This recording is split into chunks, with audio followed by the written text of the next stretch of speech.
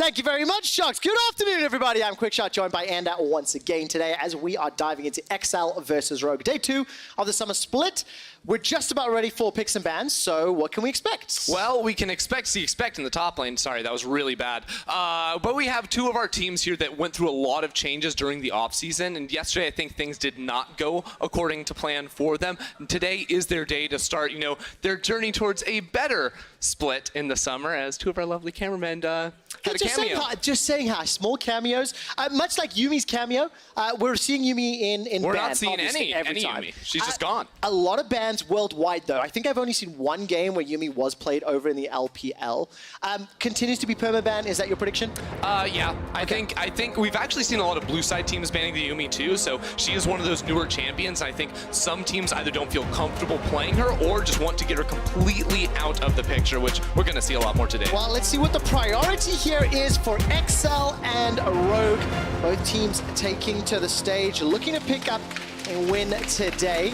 And as we dive into the draft, some of those big champions that we're seeing, Irelia off the table, Heimerdinger targeted at Hyonin. And you actually said to me, will we see Heimer banned every game? So far, yes. Yeah, that seems to be the case here. Of course, Hyonin known for that pick so much, but bans looking very similar to yesterday. The flexible options of Irelia and Aatrox seem to be mandatory bans here for these teams. And I'm still eyeing that Yumi, expecting that to be the final ban here from Rogue. Otherwise, Excel should just snap block that in. Well, let's find out. Sona's going to be the target instead. We saw Origin yesterday using the Sona Tom Kinch lane to lethal effectiveness. And for the last ban opportunity here on Rogue, if it's not Yumi, what other options would you consider? Well, we also have the Sylas and the Ryze, I think. Sivir, too, was 100% presence in yesterday's games. We wouldn't expect to see the Sivir banned, but that has been a very solid staple pick so far. And it will be the Ryze ban, so this is going to be our first Yumi game in the split. Okay, so who's going to pick it up? That's the question.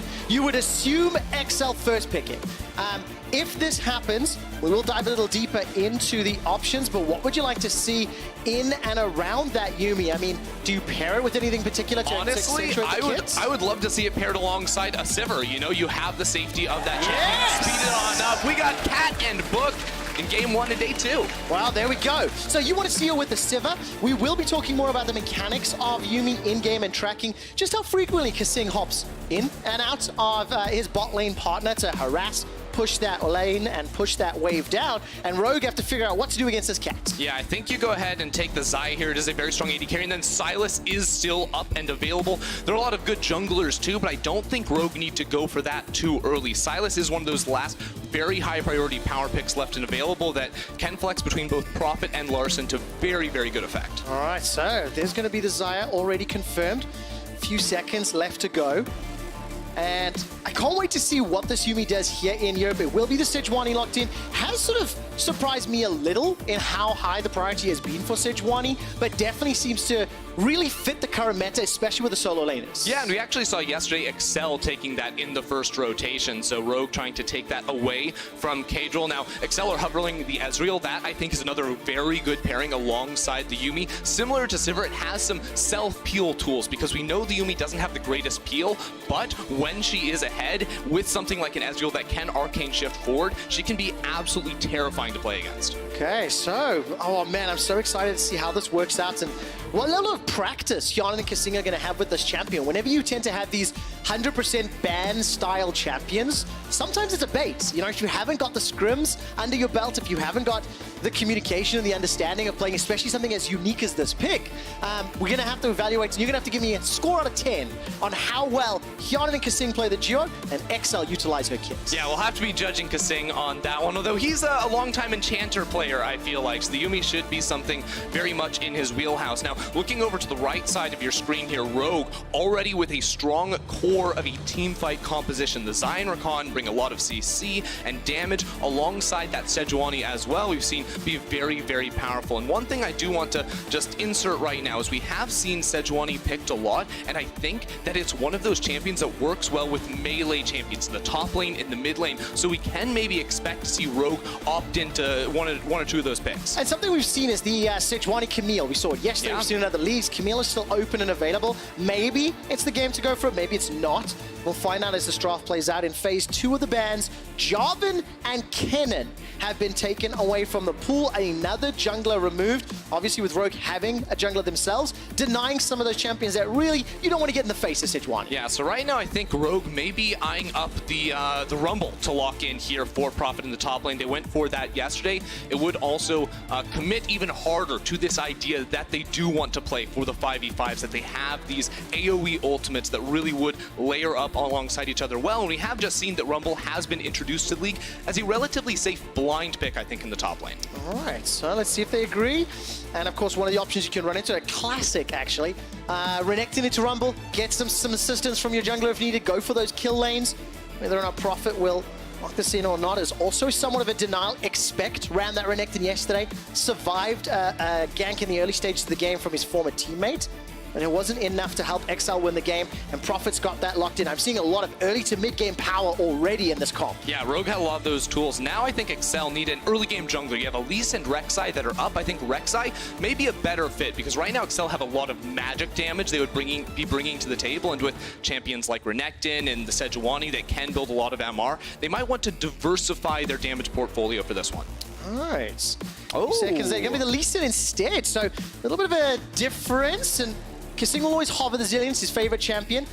What do you make of the Lee Sin so far? A lot of pick. I'm already seeing a little bit of poke in there as well. Yeah, the Lee Sin's an interesting one here because I think if you go for the Conqueror, you can try to fight against the Sejuani early, but it's not something that really does a whole lot against that champion because Sejuani, of course, with those tanky stats, should be able to avoid any of those earlier fights. I actually think that the setup early on is maybe even a little bit better for Rogue. Once they have a couple levels under their belt, the Sejuani should end up outscaling this Lee Sin. Okay, now with the Rumble locked in, what's your take on the XL team composition and how they're going to transition from the laning phase into those team fights, or how do they look to win the game? XL's comp is actually really cool, I think, because you look at things like the Yuumi Q, the Rumble Equalizer as well. That's a lot of long-range engage, but it just slows, right? It's not that hard CC to try and lock people down, but when you throw a Sylas into the mix that can take the Sejuani ult or even the Rakan ultimate, you have a lot of these tools to combine in and make XL's team fighting very variable, based on what ultimate the Sylas has and how they can approach the fight with hard CC. Oh man, it's going to be very difficult to pull off then as well. A lot of nuance and difference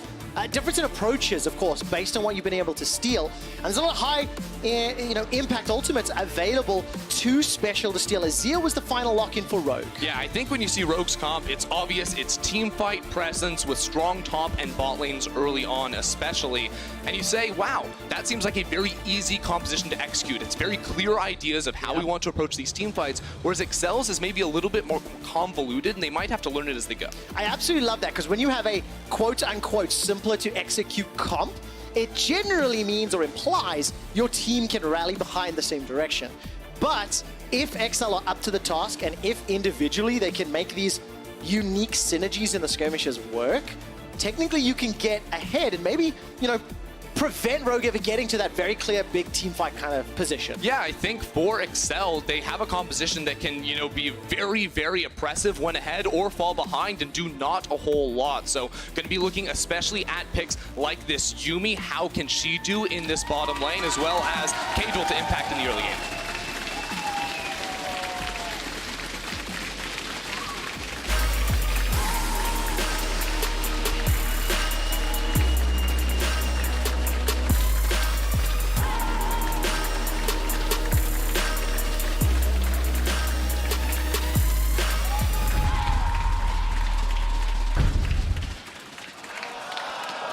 Obviously, as we load up into the game, there is a short pause. Thank you, Berlin, for having good spirits here and laughing with us. I will give you an update as soon as I hear exactly what is happening. But what I am happy about is, Ender, we get a moment or two to talk about this Yuumi. Now, let's set some expectations on what we want to see, first of all, from Kissing and from this duo lane into maximizing her potential. Yeah, well, I think when you have Yuumi on your team, you have a very interesting dynamic in the bottom lane, because a lot lot of people see the attach mechanic and just assume you're supposed to sit inside your AD carry, go through laning phase, and not do a whole lot. But what we've seen a lot of pro players and high elo players doing is actually detaching and using your auto attacks to help push the lane. That's very important, of course. And then only really jumping inside if you're in trouble or when your Q is off cooldown. Because when you have that Q off cooldown, if you're working well with your ally, it's almost impossible to miss that skill shot. Oh, almost impossible. All right, we'll have to see how many land. And of course, I do want to ask you to evaluate the decision making. You know, we did talk about sort of gamifying how we watch this duo. Very unique mechanic, very interesting to see how it's impacted in pro play. And as you could see on screen just a moment ago, headsets just being double checked. I think they actually were replaced there for Kasing. And as soon as he gives the thumbs up that his audio is working, we should jump back into the game. You need to hear all those Yuumi quotes. I mean, Medic was looking for his Yuumi, and he found Yuumi under the table earlier today. Was that Yuumi? It was. It looked like Yuumi to me. Hey, cat ears in a book. Yeah, I did see the cat ears. I did see the book. The rest, I'm not entirely sold on, but I'm not one to judge. Well, it's definitely a very good cosplay. Congratulations, Radius. Just as a quick update as well, the last time Larson played Azir on the LCS stages with H2K in summer in 2018, and he actually won the game. It was against Splice, so... That was H2K's first win of the split after going 0-13. There you go, breaking that record. As it stands, if I fits, I sits. Kasing has stepped all the way on the back foot of Hyonin up to the river, and we can see the range on that projectile as it flies all the way forward. Yeah, one of the fun things you can do with the Ezreal and the Yuumi early on is to try to fish for money, because of course Ezreal has the Kleptomancy, so you tossed out the Mystic shots, and Kasing can use the Prowling projectile to also scout bushes, get the slow to help Hyonin get that money a little bit easier. All right. And now we're going to be looking, how often does Kasing, detach from his anchor point Hyonin? Try to trade this wave. How is this going to match up into what is a very strong duo in Xayah and Rakan? And, what would your expectations be on who could, or maybe should, come out ahead in this lane? Yeah, so I think actually the Ezreal Yuumi should be very comfortable in this lane. Maybe not if you don't have your jungler around, you can't push all that safely, but with Ezreal, it makes it very difficult for Rakan to ever find and engage. His all-in with the W is very telegraphed, and once he gets the ultimate, the change to that actually made it so that you can't cast your W immediately, so you can't get that immediate CC, which should mean that Ezreal Yuumi will be able to avoid any sort of trouble, even around the level 6 mark for Rogue. Okay. That's a little bit of expectation setting as we look across the rest of the map. Special into Larson. There's, of course, Hyonin trying to push that wave out a little. Silas, I think, a little bit of troubles early on. Once he gets some levels under his belt, can look to trade and fight back, I imagine. Yeah, he definitely can. He's also going for the Conquerors. Yeah. That indicates to me that he wants to play more of a split push style later on. He can take duels against the Renekton, perhaps. Once you hit, level 11, you're in a side lane in that 1v1. But I do also think, talking about the idea of Rumble is interesting as well here. Because one of the things about this champion, why we're seeing it a lot more, is because he has a lot to offer in terms of the 2v2 with your jungler. You overheat, you get a lot more bonus damage. Yeah. Level 6 as well, you can either use that offensively, or if you're at threat of being dove, you can use that to just clear away the waves and get out of trouble. All right, let's take a look back down at the bottom lane as you've checked in any other spots for now. Kasing has already stepped outside of the anchor, the wave pushing towards them, 10 CS to 12, but there's 2 available for Hyonin to even that out, and he does so. Now I'm going to keep a close eye on exactly the trading patterns and how Kasing is utilizing the kitty cats. Yeah, you'll see he is taking a lot of auto attack trades here because his health bar actually doesn't matter that much. Yeah. If you pop out and use the passive to pick up a shield, you can actually take very advantageous trades because the passive also makes so your auto attack is much more fluid and instant. And you can see with Cadril around them in the bottom lane, they can go a little bit more aggressive and throw those skill shots forward. Man, it's just so frustrating. Ezreal in lane was already difficult with Mystic Shot, Harass, and now you've got to add the entire kit of Yuumi to work with. Cadril will get spotted out here by Inspired, run into a flail, but that will be all. He's able to walk away. Obviously, Inspired didn't really want to go for any sort of trade there, so got the vision, got the information, and backed away.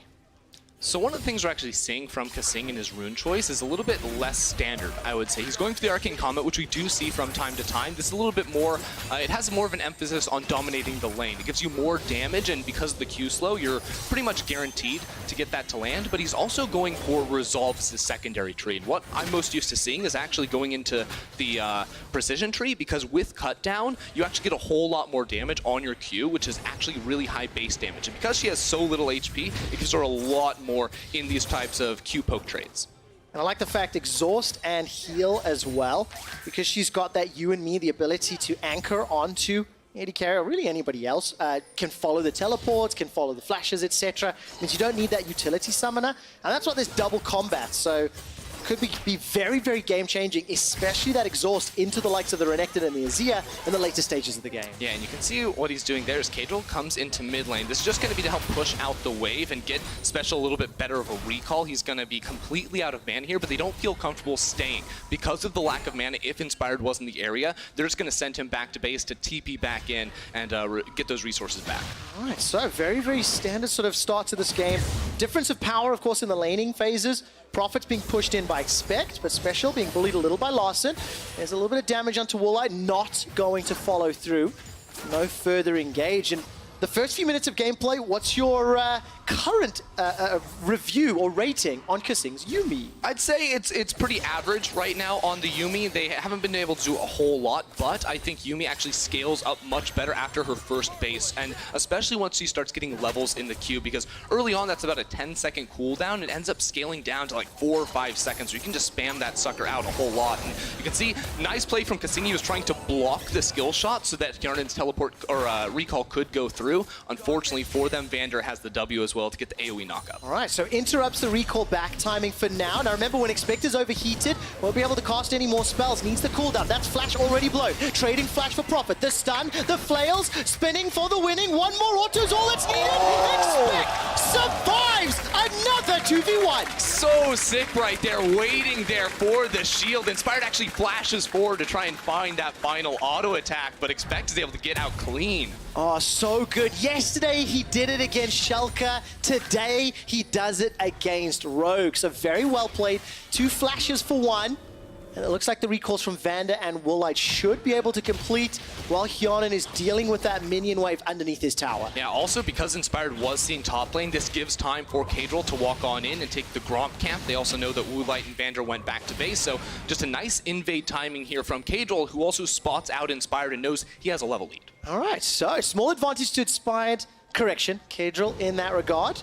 But taking stock of the CS, as we talked about, those laning benefits, Expect is up 12, and Larson is currently up 8, as Expect's making his way to the mid lane. Yeah, this is really cool. He has the equalizer now, and he was looking to see maybe there's an opportunity. You saw a special actually with the Emperor's Divide as well to try and get that knockback in case a play was going to be possible. But one of the things Excel is doing really well at the moment is putting down deep vision. You know, first it started with Kadril on the bottom side of the map, then during that roam, Expect actually put down a control ward up top side. Kadril, or Expect, has to flash away. That's the replay. I'm getting baited. I just about to save you there for a second. Obviously, that was the replay from Expect's POV as we can see Excel. They've now started the Infernal, right? All of that information that you talked about in the setup, with Kadril coming in, stealing away the camp, then moving to his stronger side of the jungle. Pushing away Inspired allows Excel to pick up early objective, early farm, and this is a very good early game here for Excel. Yeah, I like it so far. You can also go on ProView, check out Kasing and his Yuumi, the first one ever. You see Hjarnan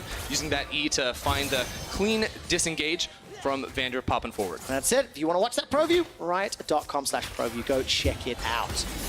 All right, so still trading. 63 CS to 61. It's pretty even in this bottom lane, actually. Pushing back and forth. But now we're starting to get to these level 6s. So what is Yuumi Ezreal going to do at 6? Is there any big change? Because I know that there's some kill pressure that Rogue can play with if they get there. Basically, the way that Yuumi Ezreal lanes work is you're never just going to immediately walk into lane and go for an all-in. This lane is very much about attrition and whittling you down over time because of the low cooldowns and the range of their poke spells. So once you see Woolite or Vander drop below 50%, that's when we might see them go a little more aggressive. Okay.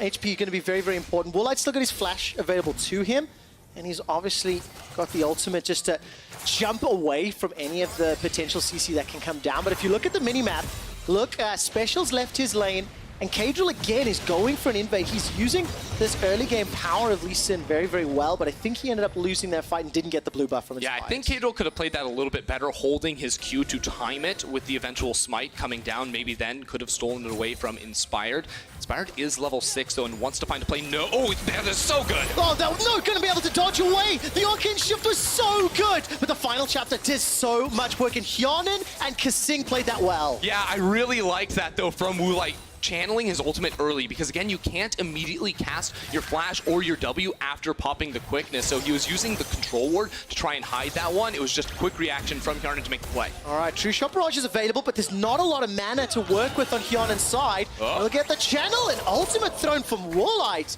He actually stepped dead center. Would have been close. Yeah, now luckily for Woolite, he didn't actually teleport earlier in lane when he went back to base. So if he can get this channel off, he should be able to return, but he will not have Vander with him. And Cadril is setting up for a dive with his own ultimate. Oh, a lot of damage is going to go down into that bottom lane tower. And this is going to give Hyonin and Kasing just a bit of an advantage. They're already up 400 gold. Their Kleptomancy's doing a lot of work, plus the additional minion wave. And there's the teleport you just talked about. Woolite will return to lane, and he'll start to push this back out. Yeah, I mean, you can see it's a 400 gold lead for the Ezreal, but it's also a 400 gold lead for this Yuumi. You know, with that extra range, it is so much more reliable that you're able to apply your, you can use your Eye of Frost to get that gold, whereas the low range of the Rakan is not able to cash in quite as easily. What we're also seeing is a Dark Seal pickup for Kasing, because you turn that into a Mejai's and you're really not going to die on this champ. No, definitely not. A lot of safety. If your team's playing well, you know, if your attachment from you and me is the right time, right place, you can get away with a lot. I've got a quick stat question for you, Ender. I have to answer? You do indeed. You're usually the guy that answers quick stats. What was Woolite's CSD at 15 yesterday? Dun, dun, dun, dun, Minus 45. dun. Oh, terrible answer. He was at minus 66 CSD. I thought 45 was bad. Yesterday. That was, of course, against Misfits and Hans Summer's Lucian. So he really got bullied, and Misfits camped that bottom lane. Yeah, they now, really I'm not did. saying this to pick on Woolite, just saying that this game is a lot more even. There hasn't been anywhere near the same level of focus in the bottom lane, and also the matchup is just a little bit more bearable. Yeah, I mean, if my quick maths are correct, then Hyonin should have a 72 CS lead at 15, so he's got to put in a little bit more work before that mark comes around. That is exactly how those stats work and are actioned, and you're learning well, Ender. Good job for that one. Thanks. He's not likely to get a 72 CS advantage in the next 4 minutes. But as far as CS advantages go, Prophet's even out. You know, he was down 10, 15, and we've not looked too much at this Renekton and Rumble matchup. Both of them teleports available, at least for expect very, very shortly. And we're starting to get to this point where maybe top laners want to get involved. You know, it could happen, especially with high impact ultimate like Equalizer. Yeah, I think Rogue would really like to actually make a play around here. They're actually bringing their duo up towards this Rift Herald because there's no dragon on the bottom side of the map. Cadril doesn't have any idea they're waiting here. It's a good control ward to spot out Woolite and Vander. And this was going to be a pretty safely secured Rift Herald then. The cost is, of course, onto the bottom lane. So Hyonin and Kasing will take even more of those turret plates, still 2 minutes of life up. And with the Rift Herald available, you'd have to expect some sort of plate gank. Drop the Herald, get the gold, and get out. I'm loving it. The return to the plate game gank here, because that is going to be the trade in the end. Before that 14-minute mark, you have to go ahead and pop that. And Inspired wasn't going to waste any time. But at the same time, it will be first turret going down in favor of Excel. So you feel like they are a little bit more happier with this trade. Do you like the decision? You know, Rogue opted into this trade. They pulled their duo out. They opted into the Rift Herald, and now they've lost a tower. They may not be able to secure one in reply as well, depending on how quickly Expect can clear the wave. Yeah, so on one hand, I do like it because they were slowly losing that bottom lane in terms of overall gold going over to Hyonin and Kasing, but they weren't able to find a fight. I think if you can get the Herald and maybe bait Cadril in to try and contest you around that objective, or use the element of surprise to get a dive onto Expect, then it's going to be a trade up, but instead it was a trade down because not only were they unable to secure that tower quickly, but also the Ocean Drake went into the hands of Excel. Yeah, so all advantages to Excel. They've got every single objective except First Blood yet. And I think with some confidence, this will be the latest First Blood of the summer split here in Europe. But let's look forward for the next 5 minutes. Yuumi and Ezreal, they've come out the laning phase. They've got themselves a gold lead, a minus CS advantage. They've got the tower, so all things going well. How do you want XL to play this mid game with this mix mash of a team composition? Yeah, the way I see Excel's comp is it's a comp that does very well around the 2-item mark, you know, around level 11 for their Rumble, with Expect in the top lane, but also Hjarnen's Ezreal, once it gets, you know, the Miramana finished off, you're going to be sitting at 40% CDR, you're going to be able to really play a little bit more aggressively with the support of this Yuumi, whereas Rogue's comp with the Azir in the mid lane as well as that Xayah, maybe rely more on their 3-item spike. So Excel have this window now around, you know, from now until around the Baron spawns, where they really will have a little bit more of an advantage, especially with the gold lead they've built up. All right, and of course, there's only 1,000 gold for now, but they've got some of those first items coming in. You know, Iceborne Gauntlet for Hjarnen, plus the tier that's stacking, Essence Reaver for Woolite, Luden's in the mid lane, Nash's Tooth for Larson, so itemization coming in. I'm looking at stopwatches. Very important to keep track of who has those for these first big exchanges. And thus far, I only see one on the side of Expect. Prophet teleported to the river.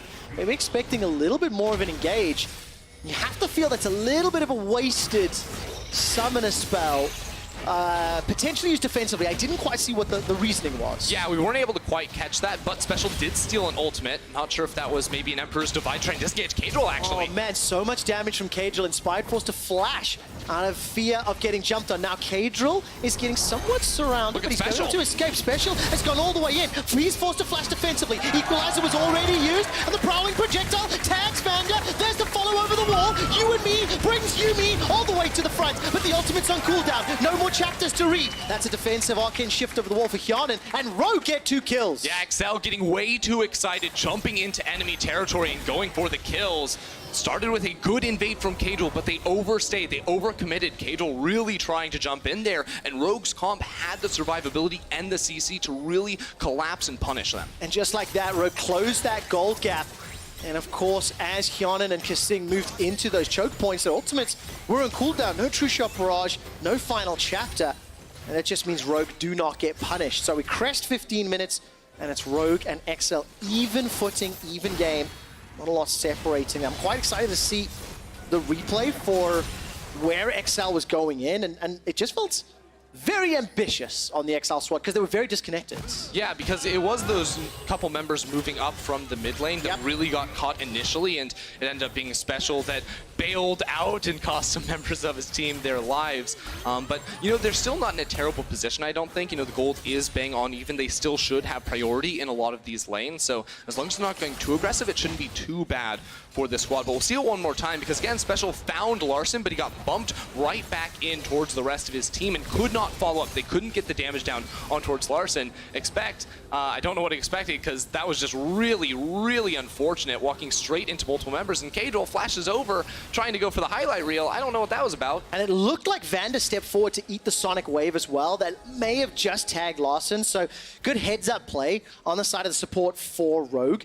And it allows them to get 2 kills, you know. Special saw an opportunity, and obviously it didn't, you know, come through to fruition. Now Vanda is caught out a little. He gets Dragon Rage kicked into the wall. Mystic Shot will tag him, but again, no further damage. Now True Shot Barrage is available if Hjarnen sees a clear shot, but I don't think it'll be enough to kill him just yet. Yeah, the angle on that kick was just a little bit sharper there. They wouldn't be able to maybe get him underneath the tower and lock down him for a kill, but he will be able to get out. And now Rogue actually feeling a little bit more confident with Inspired and Larson around this top lane. They will finally break this turret, which will put them into the lead. And there we go. That gives them a 500 gold lead, evens out the tower game at 1-1. Ocean Drake is 2.5 minutes away. And we are solidly and comfortably into the mid-game. So let's turn our perspective to Rogue. They're the ones that got the kills. They punished XL.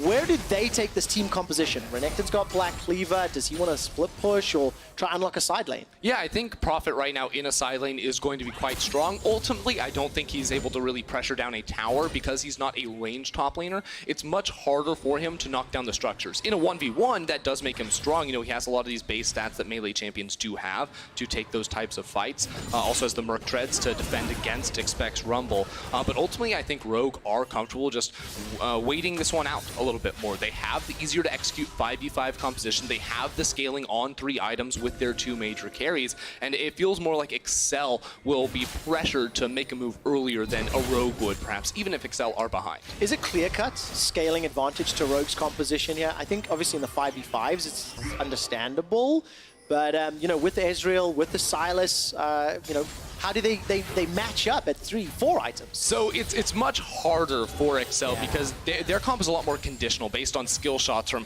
a Yuumi and an Ezreal, and based on taking much longer fights where they avoid the initial engage from Rogue. Because if they are able to step back and wait out a lot of those major cooldowns, they don't really have the same big high impact ults that they would rely on. You know, once Special hits level 16, that ult is on a 15-second cooldown, so you can keep stealing those high impact ones, and that's when Excel's comp maybe gets a little bit easier to execute playing around those Sylas ults. All right, well, Excel will pick up an easy dragon because Rogue committed all their resources to the top lane. Ooh, but this is going to get interesting. The projectile into the last chapter. Now Special finds the connection because stun's not going to be enough, though. It's instantly turned around. Inspired's ulti locks down Special. Yeah, the rest of Rogue just waiting there. Inspired not going to let that one happen. It was an ambitious teleport there. Hjarnan and Cassine joining together, but ultimately Rogue were able to disengage and punish.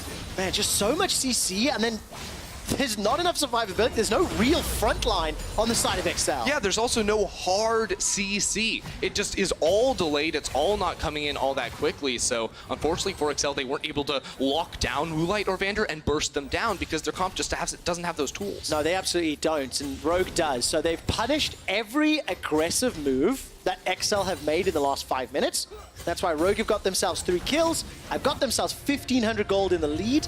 We've just hit 20 minutes on the game clock, and the advantage that Excel has right now is in the dragons.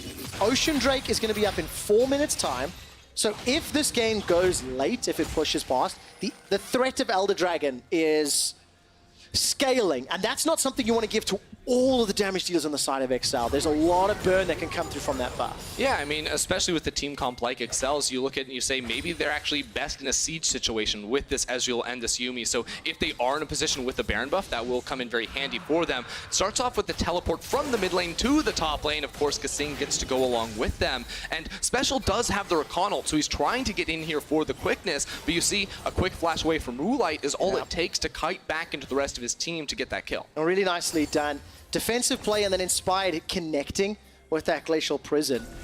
I think actually the way the observers are trying to highlight the perspective was from Cassine. Just attach to a champion and follow them around the map. But as it stands, I mean, look, this is the number 10 and number 9 teams from the spring split. Here we go. They're going to be trading. As I start story time, Inspired's going to find the blast cone over the wall. Final chapter's not doing huge amounts onto the tankiness of Inspired, and Excel, they just simply cannot find the kills. They don't have enough CC yet. It's just not reliable for them, so they're going to keep looking for these types of plays, and maybe if Cadril can find a flank with this Lee Sin, then it could be possible for a big kick that knocks a priority member from Rogue into the rest of the team, and that is how they could win a team fight, but for now it just is not looking great. Yeah, and what I was saying just before that is, you know, these are the 2 teams that have something to prove. They struggle to find a rhythm and really challenge many of the other teams here in LEC in the spring split.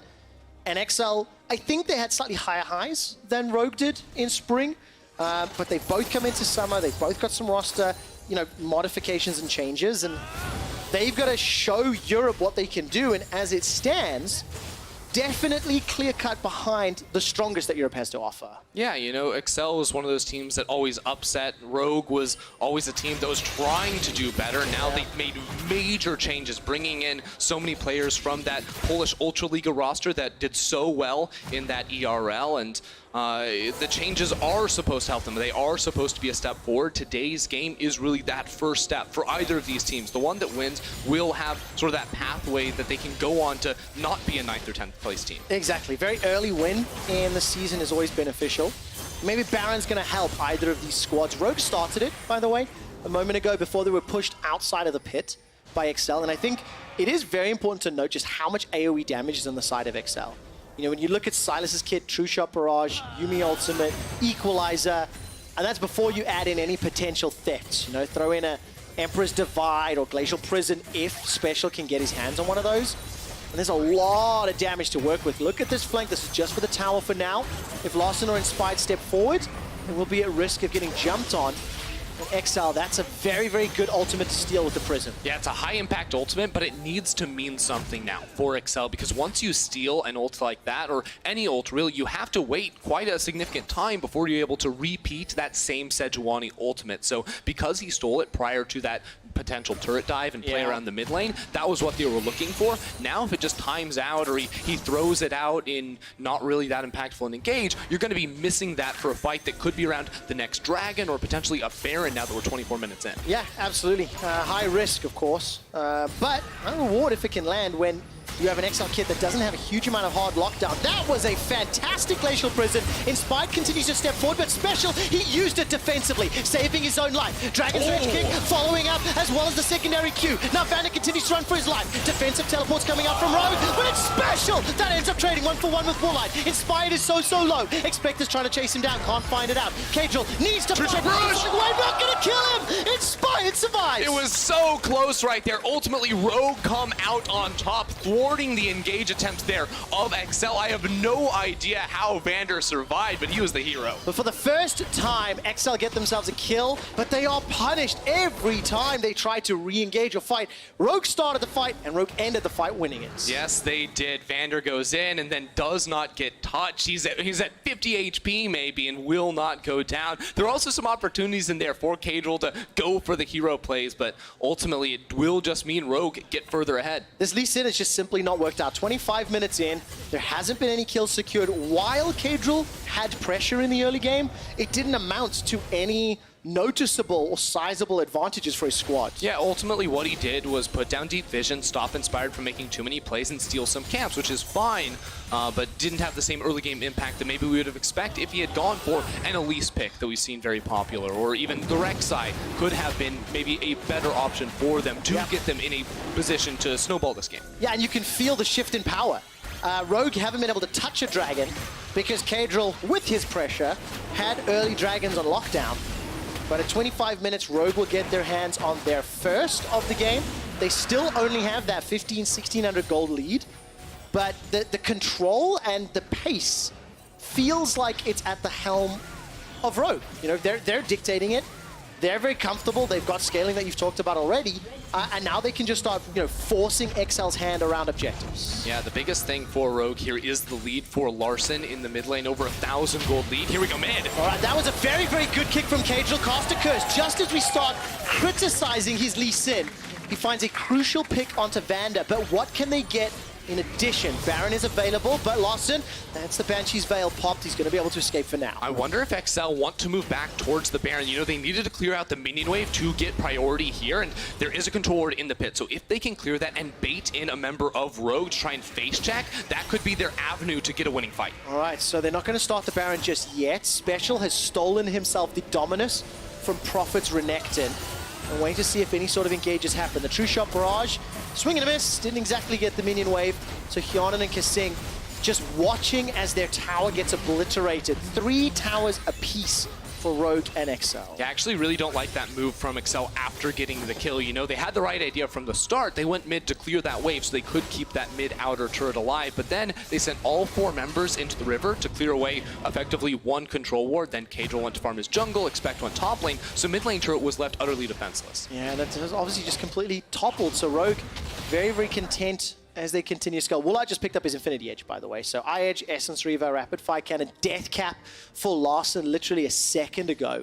And this was that fight several minutes ago, actually, with a great ulti from Inspire. Yeah, so I actually want to follow Kadril at the start because I think his play is really cool. He lands the Q onto Vander, then flash kick to try and get that knock up on towards Woolite. Of course, they thought they were going to get the kill on towards Vander. He ends up flashing away and ends up being a 2-for-1 trade in favor of Rogue because all those low health bars, Rogue were just able to survive, and even with the True Shot Barrage, like it's right on the money, but it's just not enough. No, not enough damage. Hyonan, his Iceborne Gauntlet first item just didn't carry it up. He's got the Blade of the Rune King, he's got the fully stacked Mirror Mana now, so we are entering the late game, as it were. 3-4 item spikes, but it just feels like it's Rogue that are dictating the pace, and outside of Vision, which they're now starting to channel, I want to see how Rogue continues to press that lever. Yeah, I think it's going to be a play around this Baron buff. It has to be the next thing here. They have the 3-item spikes on their 2 primary carries. It makes them so terrifying, and they have the ability to engage from long range with the Sejuani ult, or if Vander can find a flank on this Rakan. They have the tools to find that beautiful team fight. It's just about actually pulling the trigger for them, which they've been a little more reluctant to do, I think. And of course, you know, taking a little closer eye at Larson, 2-0-1. He was one of the rookies that we're very excited about coming into the LEC and the league, and he's somebody that's been around sort of the challenger scene for a fair while and has held off on coming to the big stage. His debut yesterday didn't have the greatest opportunity to shine, despite getting a few kills in the mid lane. But today, on his Azir, he's up 30-40 CS before 30 minutes, and he can have a huge impact in the game with his current items and the state. You can see how aggressive Rogue are pushing towards XL, challenging them at every step. Yeah, right now, Rogue, with their strength, are going to be the first ones to walk mid lane, hit that minion wave, and get the push off. They did sacrifice some control over the vision in the river for it, which is what both these teams are going to be jockeying over for the rest of the game, ultimately, until this Baron is eventually taken. All right, Baron dance, good old EU special. Just keep looking at the minimap, guys. Keep looking at vision. It's going to be the contest, and we'll wait to see which team pulls the trigger.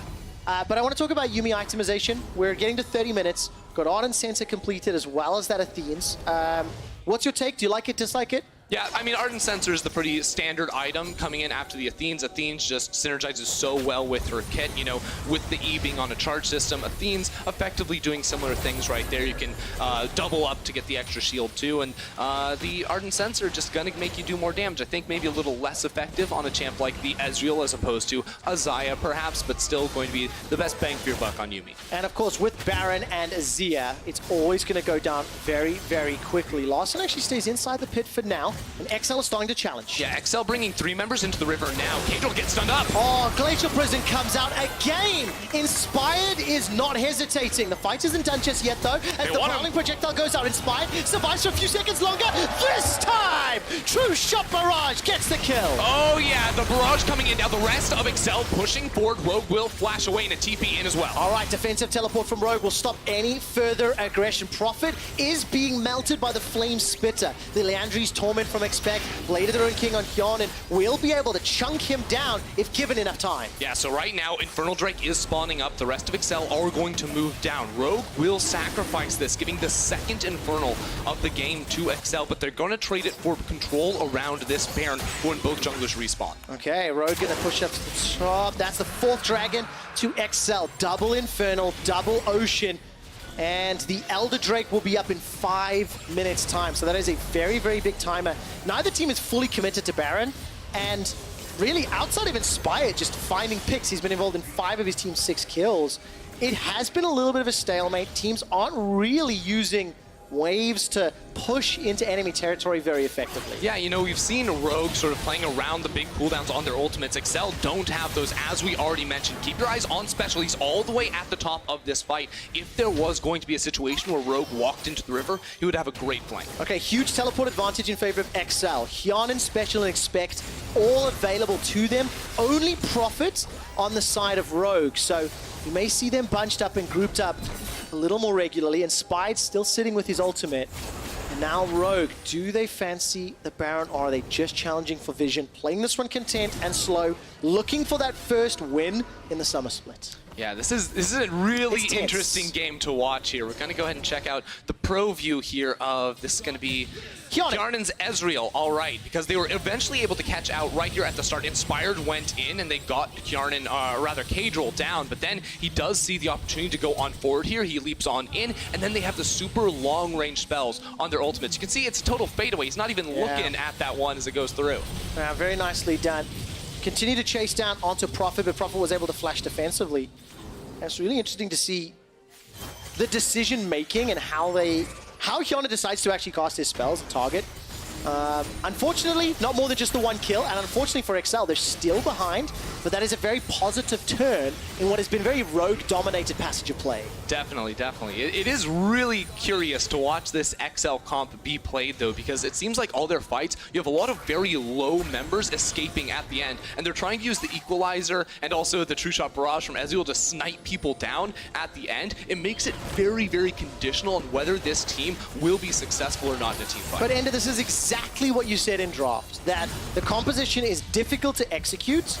It is situational, where on the Rift you fight, what spells are available, and without a huge amount of hard CC, it's very difficult to get the kills. Rogue, they've started Baron this time around. Yeah, Rogue want to bring XL in for a fight, but no, again, they make the call to avoid it. You have Special down in the bottom lane pushing up. Right now, Rogue with 5 members should have control over mid. This means they can use that pressure to walk back into the river and clear away the vision, make it dark again, and hope that XL walk in for a trap. And remember, teleport advantage to XL, so they're able to play the side lane. Special hasn't yet stopped pushing that bottom lane.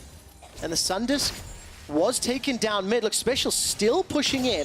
Luden's Proto Belt and Hourglass, so he's got a whole bunch of AP if he wants to start hammering away.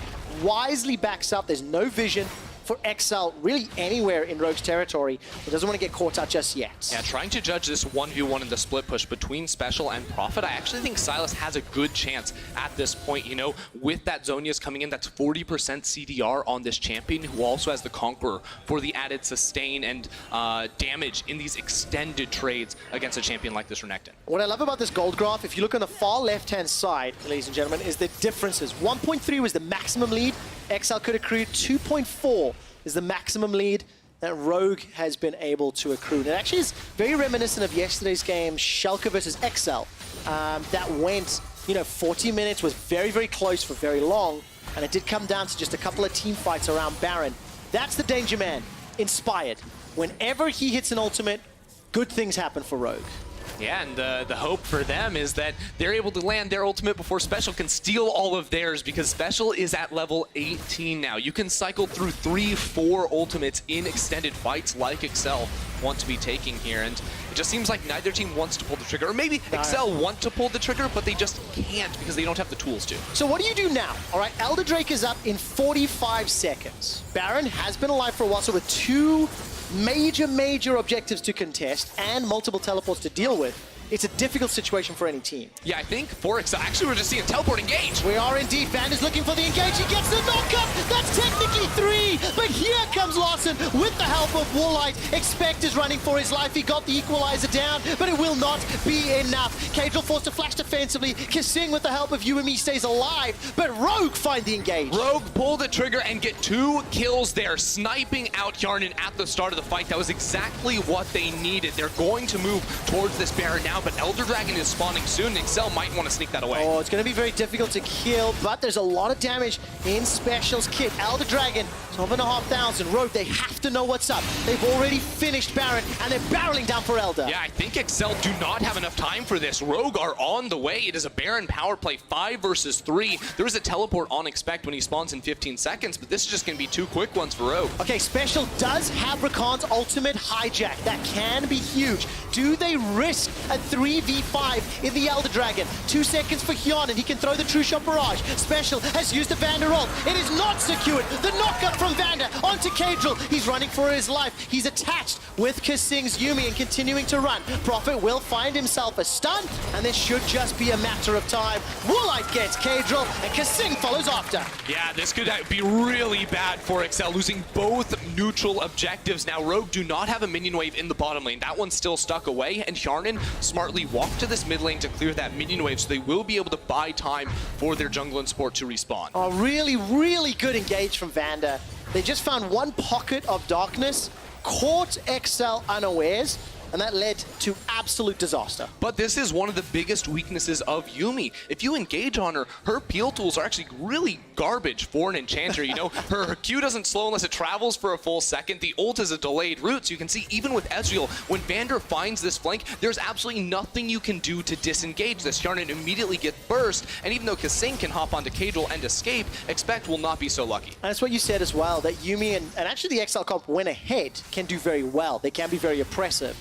But when behind, the kit and the composition itself doesn't have a lot of get back into the game type of options. Yeah, I mean, the strength of XL's comp is their range, but when Rogue have all these tools to just jump melee on top of you and blow you up with these big cooldowns, it is not going to work. Now with the Elder Dragon and the Baron buff, the siege should come easily. Man, if it wasn't hard enough already, Hjarnan throws out the True Shot Barrage, but it doesn't matter.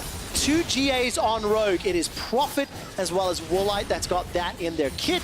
The inhibitor falls over. It's a 7,000 gold lead. And Rogue, they've played this one exactly how they wanted. Get to late, then win the game. Yeah, and they're keeping the tempo up too. Larson teleports to the top lane to catch this wave, and he's waiting for that next minion wave to group up. So they have basically 2 minion waves coming in for the last minute with this Baron buff.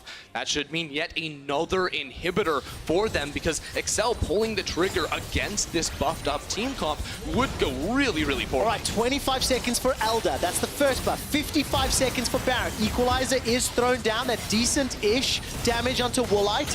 Special kind of whiffs the stolen Glacial Prison, but it does defend the objectives. Yeah, those are actually just smart zoning ults. Like, honestly, the Sejuani ult just occupying the entire lane right there will buy them time to clear that wave. I just wanted to fight, and I completely forgot they're defending their base. It's Nexuses that win games, not And also, kills. Special's ult is back up again. There we go. It is available. Prophet's going to go all the way forward. He's got himself a stun to Yawnin. Yawnin gets caught up once again by Vander.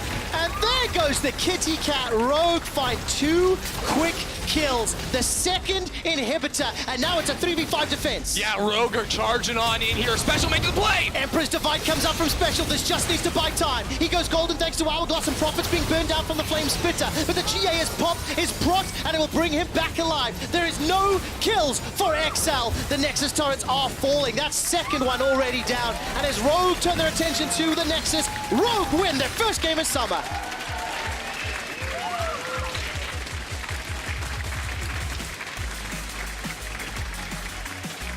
Slow and steady wins the race there for Rogue. They draft team fight, they wait for their item spikes, and then they immediately pulled the trigger waiting. You're saying, maybe this team's a little hesitant. I don't know if they feel comfortable finding these fights. But then Vander said, oh yeah, we're going in and we're winning the game right now. It was a low-risk game style from Rogue, but it worked. It's not what we've come to expect from the likes of G2 or OG, for example. But it is the first win of summer. And it was in confident fashion. I mean, Larson ended up finishing the game 3-0-8.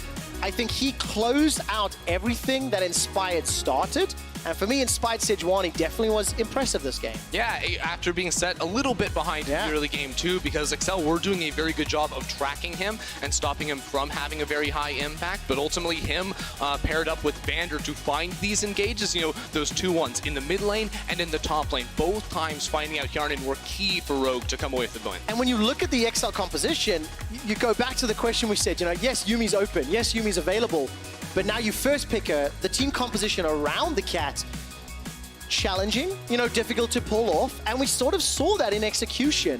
Kadril wasn't quite able to get the angles on those Dragon Rages. Special didn't really have a high impact stolen ultimate, and the rest of the comp couldn't bring the rest to the table. Yeah, I think my takeaway from this game for Excel is that it was a very interesting, a very cool composition. You know, in theory, I really like a lot of the ideas they were trying to bring, but for this team, you know, that's bringing in a new player, that's trying to climb up, I don't think you have to be this fancy. I think you should just go back, go to the fundamentals, and bring that into play. Yeah, definitely the case, and sort of what Rogue did, you know? A little bit more traditional. Yeah. So Rogue, they end the weekend 1-1. Rogue got smashed yesterday by Misfits, bounced back today with a convincing win. One of the guys that I definitely want to look at was Larson. We got a couple of big plays from him on that Azir. And I think I definitely want to see just how many of them were started by Inspired. Yeah, I think this was when he got caught out initially and decides, instead of disengaging, he just throws Special back in on towards the rest of his team. And you notice how he keeps the range there with the Azir, applying all that DPS. And then Vander, of course, body blocking the Sonic Wave there from that Lee Sin to get him out safely. And of course, taking a look here from his perspective in the game, with a little bit of luck, we'll get 1 or 2 more plays. Oh, this was the Vander engage just from behind that got Elder and then a Benji Baron. See, I really feel like this game was just a Vander highlight reel, personally. Larson's doing all the damage, and he did play well, but this was a team-wide effort, I feel like, from Rogue. I mean, it's funny because if you were to vote for your player of the game, Kia player of the game, who would you vote for? I'm hoping our guys are on there. Inspired, Larson, and Vander. They're going to be your options. Those are the correct 3 options. I agree entirely, but I'm leaning Inspired. Oh, you're leaning Inspired? Yes. I think it has to be Vander. The creativity in those engages I thought was clutch from him. It was a really good performance by his Rakan. Man, look at that mountainous drop. Eventually goes to 7K after about 33, 34 minutes. And that was the Vander engage that got them the huge win.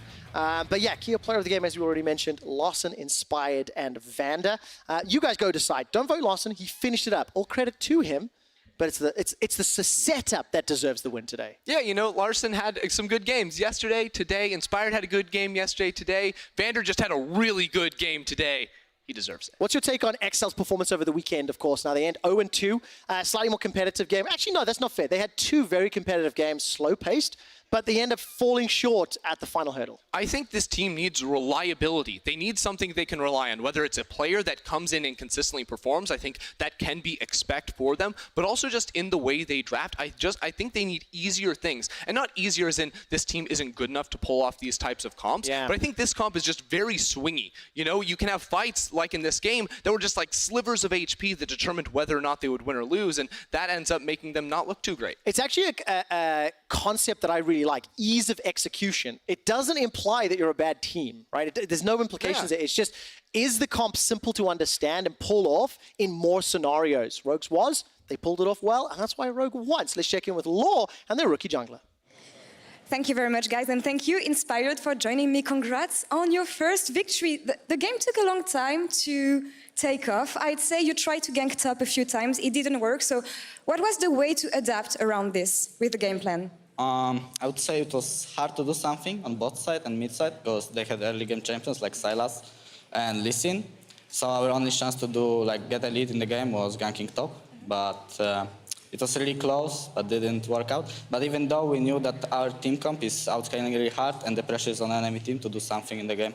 I agree, and even knowing that Excel's tools in the composition were only long poking range without actual CCs, as the caster said it, how did you approach team fights knowing this? We knew that we can't just start the team fight randomly without any setup, because they will just poke us out. But we had to find the flank, and our champion Rakan is really good at flanking, so we just played slowly. It took us a little bit too long to find this flank, but it was fine. Why did it take long to find the flank, would you say? Maybe we were a bit too nervous, because it's our first week. Afraid of winning sometimes? Yeah, maybe. Except of that, you're one of the rookie players of this summer split, 17-year-old, one of the youngest players in the league, I guess. So tell me about making your debuts in the best region in the world. I don't know. It was a really fine week. Yeah? And I'm looking forward to get some more wins. Who are you waiting for to face? Who's the team you look Every team? Every team? Yeah, I want to check how good our teams. How about G2? It will be the hardest one, probably. Well, you have time to prepare for this one. Thank you very much for this very first interview in the LEC. We're going to take a short break, and when we come back, it's going to be SK Gaming versus Schalke 04. Stay tuned, guys.